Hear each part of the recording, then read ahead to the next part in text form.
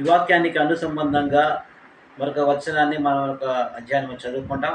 మత్తయి సువార్త 27వ అధ్యాయము 45వ వచనాన్ని మనం చదువుకుంటామండి. మధ్యాహ్నం మొదలుకొని 3 గంటల వరకు ఆ దేశమంతటా చీకటి కమ్మెను. ఇంచుమించు 3 గంటలప్పుడు యేసు ఏలీ ఏలీ లామా సబక్తాని అని బిగ్గరగా కేక వేసెను.